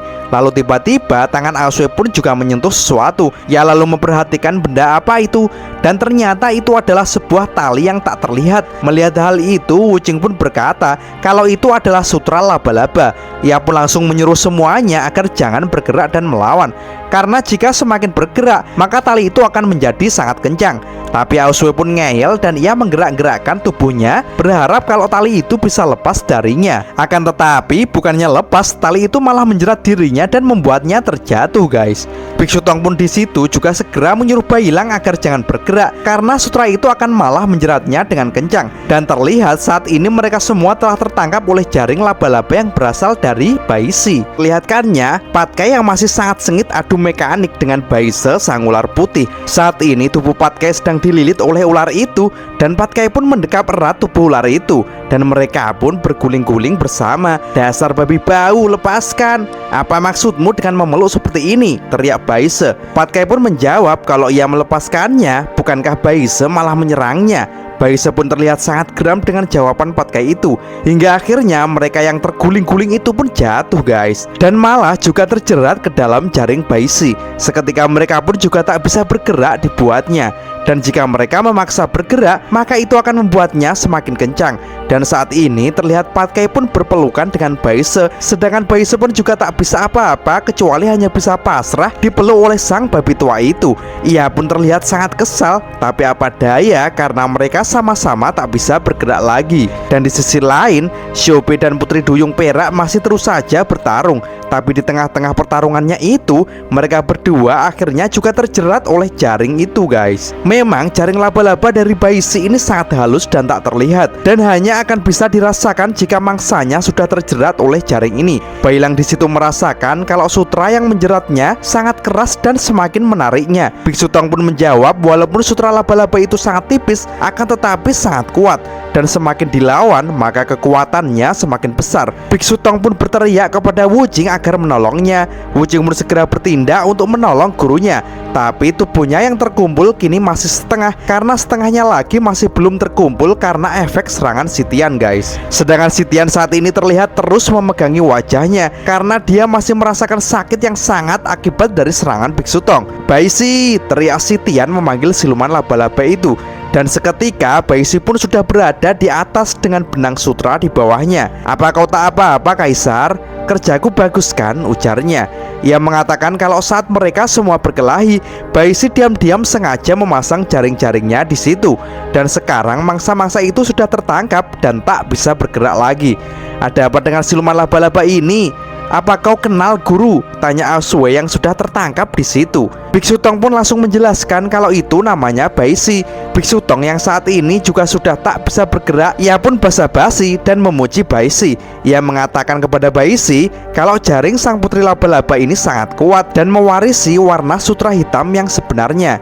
Baisi yang mendengar hal itu lantas mengucapkan terima kasih kepada Biksu Tong. Dan ia mengatakan kalau ia memang mewarisi jaring hitam ini dari ibunya. Dan ini adalah naluri berburu dari seorang laba-laba, ucap Baisi dengan tatapan yang tajam, guys.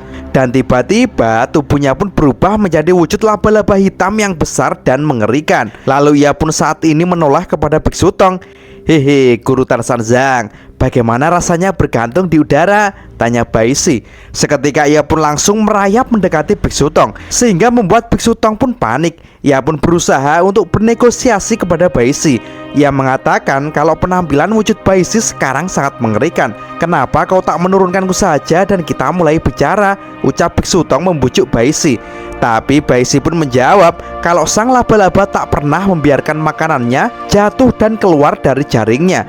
"Terutama Anda, Biksu Tong," ucap Baisi, yang kemudian ia dengan penuh nafsu menjilat pipi Biksu Tong, guys. Jelas saja hal itu membuat Biksu Tong menjadi semakin panik dan keringetan. Dan tampak Baisi pun sudah tak sabar untuk menyantap mangsanya. "Darah orang suci pasti sangat enak. Kali ini aku panen besar. Tak ada yang bisa lepas dari jaringku ini. Dan tindakan yang paling cerdas kalian saat ini hanyalah diam saja," ujar Baisi. Sedangkan Kaisar pun saat ini masih kesakitan dengan luka di matanya yang terbakar akibat pukulan Biksu Tong. Ia langsung menyuruh siluman laba-laba itu untuk segera menyingkirkan mereka semuanya. "Sabar dong, Kaisar," ucap Baisi.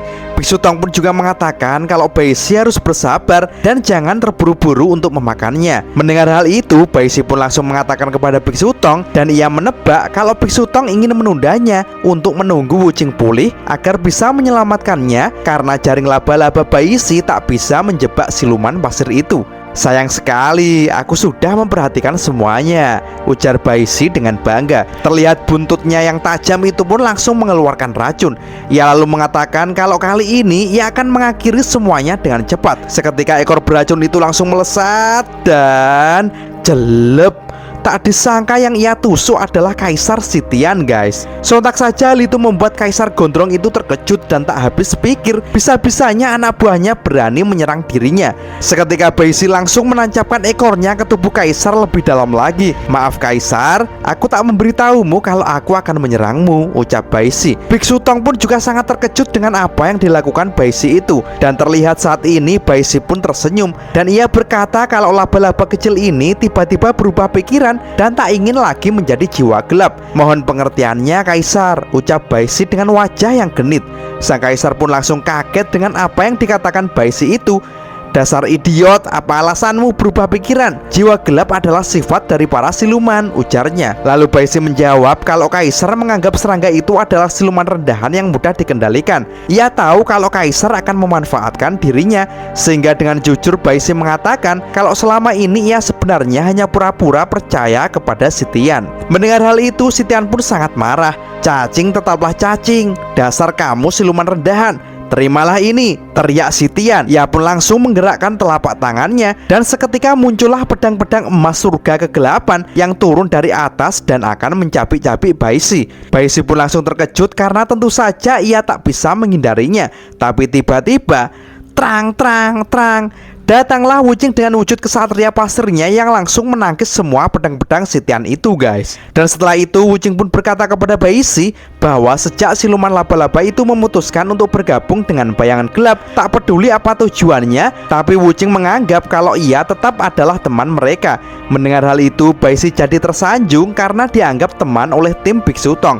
"Senang sekali, ternyata aku teman," katanya. Dan tampaknya Baisi merasa sudah cukup menyuntikkan racunnya kepada Setian.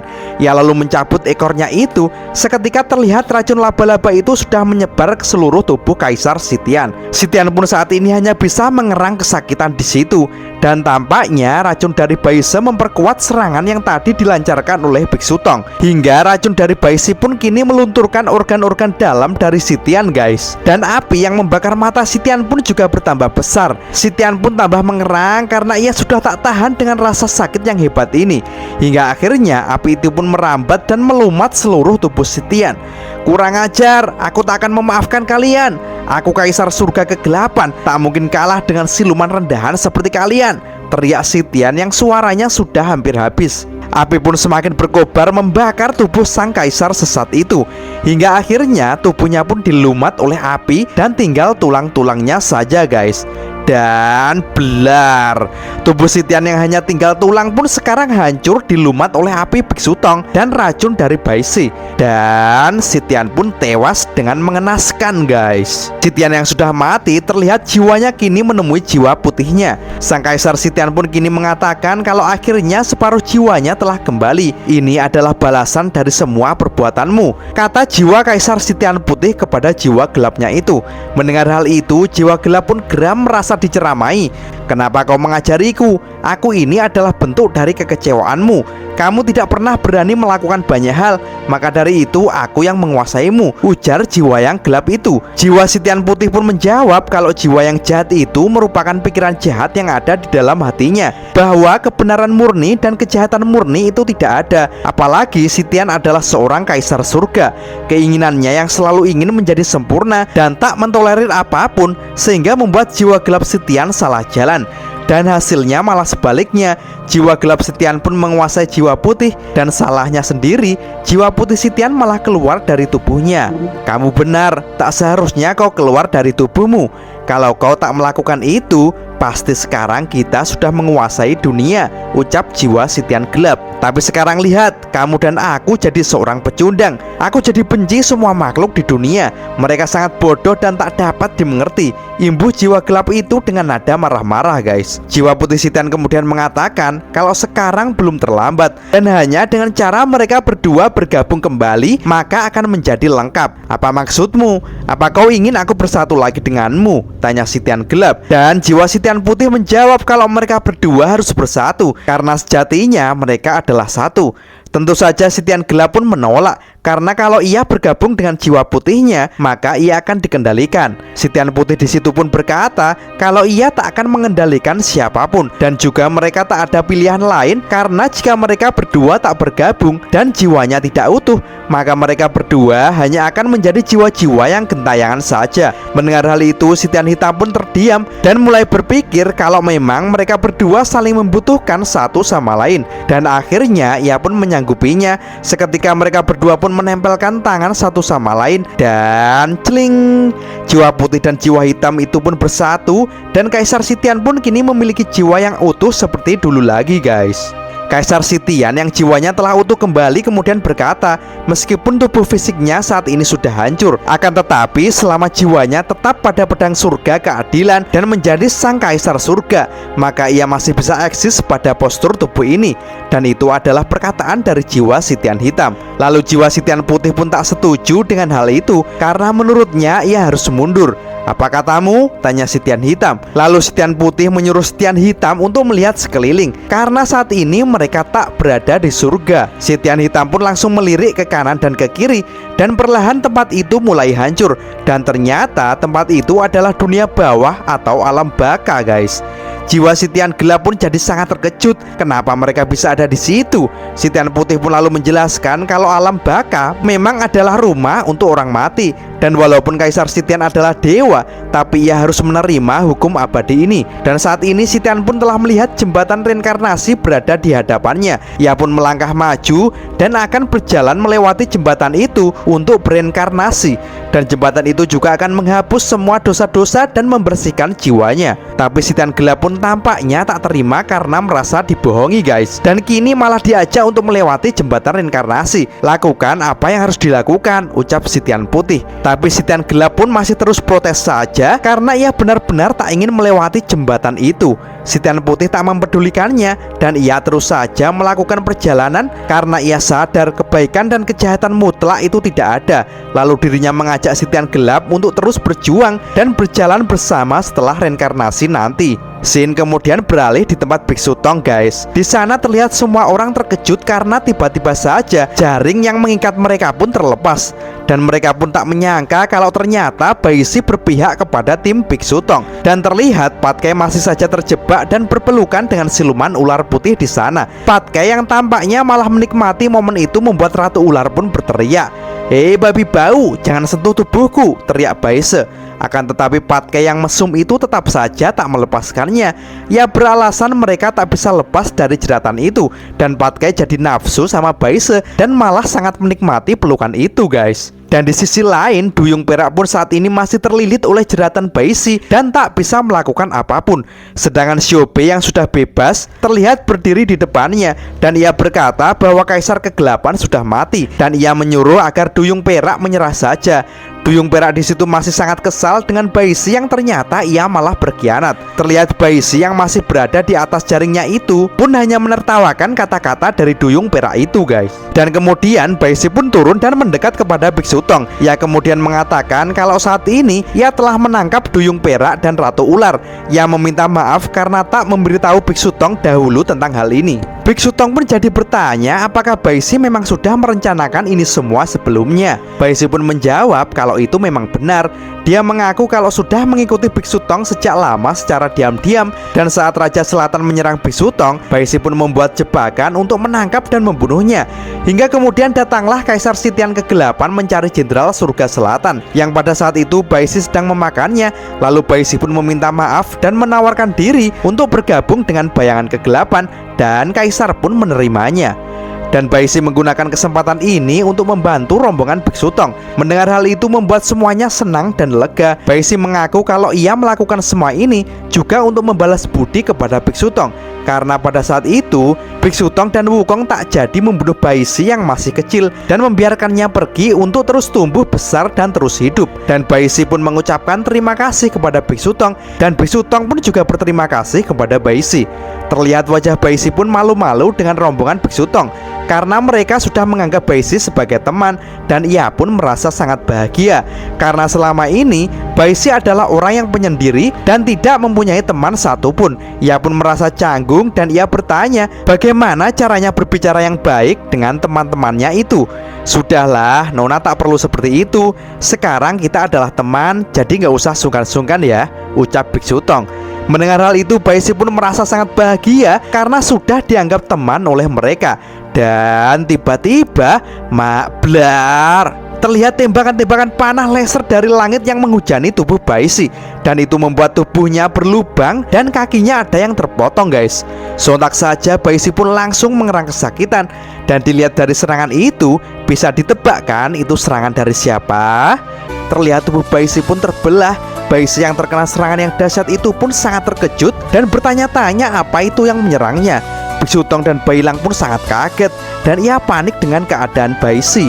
Bai Si pun mencoba untuk bangun, tapi luka yang terlalu parah dan kakinya hancur membuat ia tak mampu melakukan hal itu. Dan dari atas terlihat sang dewa kuno jahat yang bernama Yuanzi Tianzun guys. Akhirnya tiba. Selalu ada rintangan yang membuat tak berjalan mulus, ucap Yuanzi. Dia juga mengaku sangat khawatir jika kehilangan dia. Dia sang api abadi kitab suci Xiaoyu. Tapi dia merasa lega karena Xiaoyu pun juga sudah menunggunya di tempat ini, katanya. Ia mengatakan kalau sekarang ia akan memetik buah yang manis. Dan kedatangan dewa jahat itu membuat semuanya terkejut dan khawatir karena musuh yang sebenarnya kini telah datang di hadapan mereka. Hehehe, tampaknya kalian saat ini masih bersusah payah melindungi Xiaoyu karena dia saat ini masih bekerja keras agar api abadi tersebut bisa membesar ya, ujar dewa kuno itu. Yuanzi di situ sudah tak sabar karena ia merasa sebentar lagi keinginannya akan terwujud dan dia akan segera menembus batas dan memiliki kekuatan yang tiada tara yang tak ada seorang pun yang mampu menandinginya. Dan dia akan menjadi dewa sejati yang sempurna. Terlihat wajahnya pun tersenyum licik dan ia merasa sangat senang karena dirinya baru saja menghadiahkan sesuatu kepada seekor laba-laba kecil. Ia pun melangkahkan kakinya dan tertawa dengan terbahak-bahak. Dan ia mengatakan kalau semuanya akan mendapatkan hadiah yang istimewa dari Yuanzi. Dengan angkuhnya, ia menunjuk satu persatu orang di situ, mulai dari Biksu Tong dan yang lainnya, dan ia akan memberikan hadiah yang setimpal kepada mereka. Lalu ia pun menjulurkan tangannya, dan dengan tatapan sadis, ia langsung menggenggamkan tangannya dan berkata, "Mati kalian." Dan belar, seketika keluar panah laser andalan dari dewa kuno ini dari atas yang menghujam ke bawah, menghujani mereka semua yang ada di situ, guys. Mereka pun langsung kalang kabut, berusaha untuk menghindari serangan yang sangat mematikan itu. Mereka sekuat tenaga menghindar agar tak terkena panah itu, karena jika terkena panah itu, maka panah itu akan meledak dan membuat cedera yang sangat parah pada tubuh mereka. Tembakan-tembakan panah itu pun menimbulkan asap yang begitu tebal. Dan setelah dewa kuno menghentikan serangan itu, ia pun merasa ada yang aneh karena ia masih merasakan nafas dari mereka, pertanda kalau mereka semua masih hidup. Ia kesal karena panah-panahnya tak ada yang mengenai mereka. Lalu jiwa gelap yang lain dari tubuh Yuanzi berkata kalau ia akan sangat marah jika Yuanzi menghabiskan banyak waktu lagi. Dan tiba-tiba terlihat Bailang yang melompat dan akan menyerang Yuanzi. Bailang yang masih dendam dengan dewa jahat itu berteriak, "Yuanzi, ayo lanjutkan pertarungan denganku seperti di laut dahai waktu itu. Akan kubunuh kau," teriak Bailang yang bersiap menyerang dengan cakarnya. Dan ma'wet doak, dengan santainya Yuanzi memukul Bailang hanya dengan satu tangannya dengan keras, guys. "Bercanda kau," ucap Yuanzi. Terlihat Bailang pun langsung terlempar dengan kerasnya. Sedangkan Yuanzi berkata kepada Bailang bahwa dirinya tidak pernah menganggap pernah bertempur dengan Bailang, karena menurutnya orang yang dipukuli secara sepihak itu bukan pertempuran namanya. Dan tiba-tiba terlihat naga hitam yang melesat ke arah Yuanzi. Siapa lagi kalau bukan Aosway. Ia pun mengangkat pedang naganya dan akan bersiap menebas dewa jahat itu. "Dewa jahat, perkenalkan aku adalah naga raja yang baru, Aosway." Iya. Akan tetapi baru saja Aosway mengangkat pedangnya, dewa kuno dengan cepat langsung memukul Aosway dengan sikutnya. "Mak doak." "Hah, Raja Naga," ucap Yuanzi. Lalu ia pun menambahkan serangannya lagi dengan pukulan telapak tangan kanannya yang mengenai dengan telak dada Aosway yang membuat Aosway muntah darah. Dan blar, pukulan dahsyat itu mengempaskan Aosway ke tanah dengan sangat keras, guys. Dan kini giliran Wuching yang datang dengan wujud kesatria pasirnya. Kesatria raksasa itu langsung menebaskan pedangnya ke arah Yuanzi. Ya, grep. Tak disangka pedang yang besar itu dapat ditahan dengan mudah oleh Yuanzi hanya dengan tangan kirinya saja, guys. Dan ia pun mulai menggerakkan tangan kanannya. Dan blar, tembakan laser dari tangan kanan Yuanzi membuat tubuh kesatria pasir menjadi berantakan, guys. Yuanzi pun merasa kagum dengan tubuh raksasa itu. Ia mengakui kalau kekuatan siluman pasir itu memang keren, tapi tidak peduli seberapa kuat tubuh Wuching di depan dewa itu. Yuanzi pun langsung mengangkat kakinya dan akan menghancurkan tubuh siluman pasir itu. Dan duar, injakan kaki yang keras itu membuat tubuh pasir Wuching berterbangan kemana-mana, dan membuat topeng Wuching pun muncul seketika dengan keadaan retak. Dan tampaknya Wuching terluka parah, guys. Hingga akhirnya topeng dan butiran pasir Wuching pun lenyap begitu saja. Yuanzi pun kemudian dikejutkan oleh api abadi yang saat ini semakin membesar. Akan tetapi ia juga merasakan tekanan yang besar yang menekan kekuatan kegelapannya. Ia pun kemudian memperhatikan api itu, dan di sana terdapat Biksu Tong yang melayang di udara dengan menggendong seseorang di depan kobaran api abadi. Dan tampaknya saat ini Biksu Tong membaca mantra, dan seketika Yuanzi langsung merasakan kekuatan mantra itu tidak biasa. Dan ternyata Biksu Tong sedang menggendong Baishi. Dan saat ini ia membaca mantra penyucian arwah kegelapan yang sering dia gunakan untuk membersihkan jiwa-jiwa kegelapan. Yuanzi pun merasakan tekanan yang sangat kuat dari mantra-mantra yang dibaca oleh Biksu Tong. Tapi itu tak membuatnya takut sedikit pun. Ia menjadi penasaran apakah mantra itu mampu menyegel jiwa gelapnya. Ini sungguh sangat menarik, ucapnya. Seketika ia pun langsung mengerang dan merubah tubuhnya menjadi wujud aslinya yang berambut seperti Sailor Moon, guys. Ia pun langsung melesat ke arah Biksu Tong. "Ya, sampai sejauh mana mantramu bisa menekanku? Aku akan mencobanya," teriak Yuanzi, dan ia langsung memukulkan tinjunya untuk menerobos segel mantra dari Biksu Tong itu. Dengan kekuatannya yang sangat besar, perlahan Yuanzi pun bisa menekan perisai mantra dari Biksu Tong. Ia pun memuji kekuatan Biksu Tong dan menurutnya ini adalah kekuatan yang luar biasa untuk manusia biasa seperti Biksu Tong. Tekanan yang kuat dari dewa kuno kini membuat Biksu Tong kewalahan menahannya. Seketika terlihat hidung dan mulutnya mengeluarkan darah. Darah itu pun menetes ke Baisi sehingga membuat Baisi pun terbangun. Baisu pun seketika merasakan kalau detak jantung Biksu Tong sangat cepat dan itu sangat berbahaya. Biksu Tong pun mengatakan kalau itu tak masalah karena pertempuran baru saja dimulai. Melihat hal itu, Patkai yang dari tadi berkeruntelan dengan Baise sangat geram melihat gurunya dalam bahaya. Ia kesal karena Yuanzi tampaknya tidak bercanda. Ia pun kemudian bangkit dan melepaskan pelukannya dari siluman ular. Baise, sang ratu ular pun kemudian bertanya, kenapa tadi Patkai si babi bau itu melindunginya? Dan Patkai pun menjawab kalau ia memang bukan babi tua brengsek. Dan lagian ia juga merasa diuntungkan dengan keadaan ini, katanya. Hei Ratu Ular, kita impas ya, ucap Patkai. Seketika Patkai pun langsung melesat untuk membantu gurunya dan meninggalkan Baise. Baise yang masih bertanya-tanya apa yang dikatakan Patkai kalau dia diuntungkan itu. Ia pun sekarang merasa ada yang aneh dengan perutnya. Ia pun lalu terus memegangi perutnya sambil memandangi kepergian Patkai. Dan ia kemudian berkata dalam hati, ya ampun, apakah babi tua itu telah melakukan itu? Mungkinkah dia telah menganuku? Waduh, maksudnya apa ya? Kok jadi bingung ya? Hahaha. Dan terlihat Xiaobei pun kini mengecek dan memperhatikan keadaan saudaranya Duyung Perak. Apakah ia terluka parah dengan panah-panah penderitaan yang dilancarkan dewa kuno tadi? Apa yang kau lakukan? Kenapa kau peduli denganku? Ucap Duyung Perak kepada Xiaobei.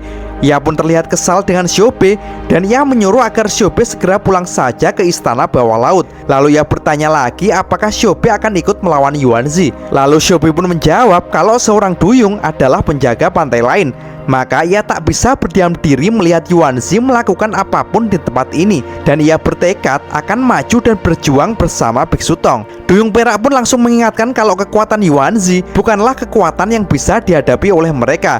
Tapi Xiaobei pun tak gentar sama sekali dan ia akan ikut berjuang bersama Biksu Tong. Sedangkan Patkai pun saat ini berlari dengan cepat menghampiri Yuanzi. Babi tua ada di sini, teriaknya sambil melompat. Dan Patkai langsung menggigit tangan Yuanzi yang akan mengenai Biksu Tong, guys. Dan ia juga mendekap tubuh dewa itu. Lalu mereka melompat dan berguling-guling menjauh dari Biksu Tong. Dan setelah itu terlihat Yuanzi terdiam sejenak melihat tangannya digigit oleh babi tua itu. Ia pun langsung mengempaskan tangannya dan membantingkan Patkai ke tanah. Dan Yuanzi pun langsung bersiap untuk menghabisi Patkai dengan tangan satunya lagi. Dan tiba-tiba Mak Grep Bailang pun datang dan menahan tangan dewa kuno itu agar tak menghabisi kakak seperguruannya. Yuanzi pun langsung melirik Bailang. Kamu lagi, kamu membuatku bosan, ujar dewa kuno. Bailang pun berkata kalau sekarang Yuanzi tak akan mudah untuk mengalahkannya dan ia tak akan mundur. Dan Patkai pun bangkit dan langsung menendang Yuanzi dengan kedua kakinya hingga terlempar. Akan tetapi dewa kuno masih bisa menahan tubuhnya agar tak terjatuh oleh tendangan itu. Patkai dan Bailang pun kemudian bersiap dan memasang kuda-kuda dan bersama-sama untuk mengeroyok Yuanzi. Ayo kita berjuang bersama-sama, ucap Patkai. Siap Kak Patkai. Mantra dari guru masih ada dan membuat Yuanzi agak melemah, kata Bailang. Dan tiba-tiba terlihat muncul pusaran pasir. Hingga akhirnya Wuching pun muncul lagi setelah tadi sempat lenyap, guys. Dan saat ini akan bergabung bersama rekannya untuk bertarung bersama melawan dewa jahat itu. Wuching pun berkata mungkin mereka tak bisa mengalahkannya, akan tetapi setidaknya mereka bisa menahannya hingga api abadi menjadi besar dengan sempurna. Dan jika itu terjadi, maka merekalah yang menang. Membosankan, seorang makhluk fana ditambah oleh beberapa siluman. Apa mungkin kalian bisa mengalahkanku? Ujar sang dewa kuno itu. Kini mereka bertiga pun bersiap untuk menyerang. Dimulai dari Patkai. Ia yang akan menyerang, tiba-tiba ia merasa tak ingin menyerang lagi, guys. Seketika ia merasa tak tega sama dewa kuno, katanya. Aneh sekali ya. Wuching pun disitu membalas Patkai kalau sepertinya Yuanzi memiliki kemampuan untuk mengganggu emosi seseorang yang mengurangi keinginannya untuk bertarung. Bailang pun kemudian berteriak kepada senior babi itu agar Patkai tak terpengaruh dengan kemampuan dewa kuno itu. Sedangkan Xiaobei berkata agar Patkai tak memikirkan hal lain dan fokus saja pertarungan. Dan kini mereka berempat pun akan menyerang Dewa Kuno. "Kalian hanya sampah yang tak berguna," teriak Yuanzi marah karena akan dikeroyok. Ia pun langsung mengeluarkan panah penderitaan andalannya yang langsung menghujani mereka. Terlihat Bailang, Patkai, Wuching, dan Xiaobe tak mampu menghindari hujan panah yang begitu deras itu. Sedangkan Dewa Kuno di situ merasa kalau kini serangannya melemah dan tak memberi kerusakan yang besar seperti sebelumnya. Ia pun lalu menoleh kepada Biksu Tong yang saat ini masih melayang dan terus membaca mantra. Hingga akhirnya ia pun mengerti kalau penyebab kekuatannya melemah dikarenakan mantra-mantra Biksu Tong yang terus menekan kekuatan gelapnya, guys. Sedangkan Baishi yang saat ini masih berada di pangkuan Biksu Tong merasa kalau ia sebentar lagi akan mati di pangkuan Biksu Tong. "Maafkan aku Baishi, aku tak bisa menyelamatkanmu," ucap Biksu Tong. Sehingga membuat ia pun merasa sedih. Baishi yang sekarat itu pun tiba-tiba bertanya kepada sang guru, apakah saat ini ia boleh untuk bergabung dengan rombongan dalam perjalanan bersama-sama itu. Akan tetapi Biksu Tong menjawab kalau perjalanan ini sudah berakhir dan tak ada gunanya apabila Baishi sekarang bergabung. Tapi Baishi pun mengatakan kalau itu tak masalah, apakah itu berguna atau tidak, karena saat ini ia tak ingin sendiri karena ia takut kesepian. "Bukannya memang laba-laba itu suka menyendiri?" tanya Biksu Tong. Baishi pun mengaku kalau sebenarnya ia tak ingin sendirian. Selama ini ia juga berusaha untuk mencari teman, tapi teman-temannya selalu saja melarikan diri ketika mereka tahu wujud asli Baishi. Biksu Tong kemudian mengatakan kalau memang wujud asli Baishi sangat menakutkan untuk orang yang tak pernah melihatnya. Tapi Baishi di situ kemudian tertawa karena saat ini ia akan mati dengan keadaan sudah mempunyai teman. Dan terlihat tubuh Baishi pun semakin lemas dan tak berdaya. Biksu Tong pun merasa sedih melihatnya. "Mudah-mudahan Buddha selalu memberkatimu," ucap Biksu Tong. Sedangkan Yuanzi Tianzun pun saat ini sedang melesat ke arah Biksu Tong. "Tarzan Zhang, apa kau menyesal dengan nyawa yang hilang?" ucap Yuanzi. Dan seketika ia pun melompat dan akan memukul Biksu Tong dengan keras. "Aku bisa merasakan kesedihanmu. Manusia selalu tak terpisahkan dari penderitaan. Apa bagusnya hidup seperti itu? Hanya dengan memujaku, kau bisa terhindar dari siksaan ini," ujar Yuanzi. Biksu Tong pun dengan tenang mengatakan kalau Yuanzi yang sudah hidup terlalu lama membuat ia mati rasa dan tak bisa merasakan sesuatu yang ada di sekitar. Sehingga ia pun tak merasakan kebahagiaan ataupun kesedihan. Tak terima dengan perkataan itu, Dewa Kuno pun langsung ingin segera mengajar Biksu Tong. Dan grep, tiba-tiba Bailang datang lagi dan langsung merangkul dengan sikutnya dari belakang. Ia memperingatkan kepada Yuanzi agar jangan berpikiran untuk membuat dirinya mundur. "Aku tak akan membiarkanmu menyerang guruku Yuanzi," teriak Bailang. Dan ya, Bailang langsung mengeluarkan jiwa naga apinya dan melemparkan dewa itu bersamanya menjauh dari Biksu Tong, guys. Biksu Tong di situ berterima kasih kepada Bailang karena Bailang ia dapat meneruskan membaca mantra untuk melemahkan Yuanzi terus-menerus. Biksu Tong yang saat ini membaca mantra memang tak bisa bergerak dan hanya mengandalkan pertahanan dari murid-muridnya. Dan kebangkitan api abadi itu tergantung pada mereka semuanya, guys. Biksu Tong yang benci dengan sebuah pengorbanan, kini ia hanya bisa menjalani pengorbanan itu karena ia tak mau mengecewakan orang-orang yang sudah mati untuk dirinya. Terlihat Bailang pun kini dihajar habis-habisan oleh Dewa Kuno. Dan tiba-tiba terang, datanglah Patkai yang menahan pukulan Dewa Kuno dengan garpunya. Dan doak, Dewa Kuno yang geram karena pukulannya ditahan itu pun langsung memukul Patkai dengan keras hingga terlempar, guys. Dan kini giliran Wuching. Terlihat ia datang dari atas dan langsung menyabetkan pedangnya untuk menebas Dewa Kuno. Dan serak.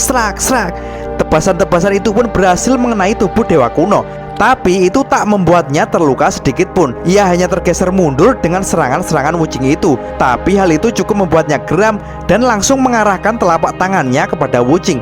"Akan kuubah kau menjadi debu dan akan kusebarkan." Ya, duar. Seketika tubuh Wuching pun langsung bertebaran dan tak beraturan kemana-mana. Sedangkan Aosway kini tampak berlari dan kabur dari pertempuran. Ia merasa kalau sang Dewa Kuno terlalu kuat dan ia tak mampu melawannya. Ia masih merasa kesakitan setelah mendapat pukulan terakhir yang membuatnya muntah darah. Saat ini ia merasakan kalau organ-organ dalam tubuhnya kini retak. Dan jika diterus-teruskan, maka itu akan membuatnya terbunuh. Sehingga ia memilih untuk bersembunyi saja, guys. Tapi kemudian ia pun teringat kalau ia adalah bukan naga biasa, karena ia adalah keturunan dari naga kuno yang mempunyai tubuh emas yang luar biasa. Aosue lalu mengangkat tangannya ke langit dan ia meminta bantuan kepada ibunya guys. Seketika Monasuo pun menyadari hal itu. Akan tetapi mama cantik itu pun tak mempedulikannya. Ia malah menunggui telur burung Kiaroro yang menetas. Dan lahirlah seekor burung Kiaroro lucu yang langsung mendekat kepada Monasuo.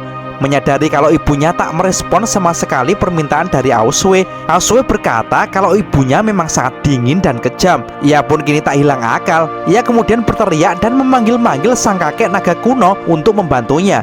Tapi ternyata sang kakek saat ini sedang tidur pulas sampai ngorok guys. Sehingga ia tak mendengar teriakan dari Aosue.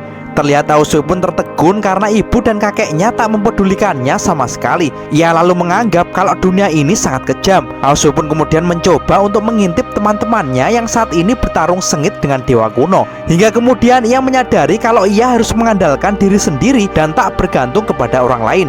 Ia pun mengumpulkan tekadnya dan ia akan tetap maju dan bertarung untuk mengalahkan sang dewa kuno itu. Dan seketika semangat tempurnya pun bangkit kembali. Aosue juga merasa masih ada pedang naga legendaris yang menemaninya. Ia pun langsung melompat dan mengangkat pedang naganya. Iya, rasakan kekuatan pedang sang raja naga. Dan doak, Aosue yang akan menebas Yuanzi malah dia terkena pukul duluan oleh dewa kuno itu guys. Melihat hal itu, Biksu Tong pun langsung berteriak kepada Aosue dan menyuruh agar Aosue fokus dan tidak memikirkan hal-hal lain selama pertarungan. Pukulan itu langsung membuat Aosue terlempar cukup jauh. Aosue yang teringat perintah gurunya kini langsung fokus dan ia pun bangkit. Seketika ia pun merilis kekuatan petirnya yang digabung dengan kekuatan pedang raja naganya. Pedang itu lalu dihunuskan kepada Yuanzi.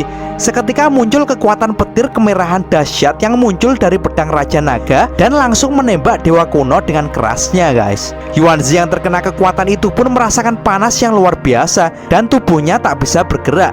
Ia pun terus mencoba untuk melepaskan diri. Dan kini terlihat Xiaobei yang akan bertindak. Ternyata ia akan merilis kekuatan dari batu safir putri duyung miliknya. Batu safir, keluarkan kekuatanmu. Seketika batu itu menyala dengan terang dan berwarna biru yang langsung melesat mengarah ke langit, membuat langit pun langsung berubah menjadi gelap dan turunlah hujan guys. Air itu pun langsung digunakan Xiaobei untuk mengurung dewa kuno sehingga ia tak bisa bergerak dan tersegel di dalam lingkaran bola itu. Xiaobei pun langsung menyuruh Wuqing untuk menyerang karena segelnya tak akan bisa bertahan lama. Seketika Wuqing pun langsung berubah menjadi kesatria pasir. Ia lalu menusukkan pedangnya ke tanah dan tiba-tiba batu-batu pun muncul dari tanah dan melayang di udara. Dan bleng bleng bleng, batu-batu itu pun langsung melesat dan mengurung tubuh Yuanzi Tianzun dan membuat dewa kuno itu pun sudah tak kelihatan, tertutup oleh 3 kekuatan, yaitu petir, air, dan batu. Dan kini giliran Patkai. Ia pun mengubah tongkat garpunya menjadi cambuk besi yang panjang. Ia lalu melemparkan cambuk itu dan langsung mengikat bola batu yang di dalamnya ada Tianzun dengan sangat kencang. Dan saat ini 4 lapis kekuatan dari Aosue, Xiaobei, Wuqing, dan Patkai bertumpuk menjadi satu untuk mengurung dewa kuno itu. Bailang pun langsung membantu Patkai untuk menahan rantainya dengan kuat. Siluman ular putih yang melihat itu pun sangat takjub dengan kerjasama dari mereka, yaitu perpaduan dari mantra Biksu Tong, petir Aosue, permata biru duyung Xiaobei, kekuatan iblis pasir, rantai babi bau, dan juga kekuatan dari sang serigala telah bersatu menjadi kekuatan yang sangat hebat menurut Ratu Ular Putih. Dan di dalam segel terlihat Yuanzi Tianzun yang kesakitan dan kesulitan untuk bergerak. Ia pun tak menyangka kalau dirinya kini akan dikalahkan oleh manusia dan siluman-siluman rendahan. Ia pun merasa sangat geram karena di saat puncak kemenangan kini malah terjadi sesuatu. Ia pun berteriak dengan sekencang-kencangnya karena tak terima akan hal ini. Dan tiba-tiba gler, datanglah sang jenderal surga utara tepat di belakang Nona Xiaobei guys. Dan cerita pun bersambung. Oke teman-teman, terima kasih sudah nyimak alur cerita kali ini sampai habis. Semoga teman-teman terhibur. Jangan lupa terus dukung channel ini agar terus berkembang ya. Dan sampai jumpa di episode selanjutnya. Assalamualaikum warahmatullahi wabarakatuh.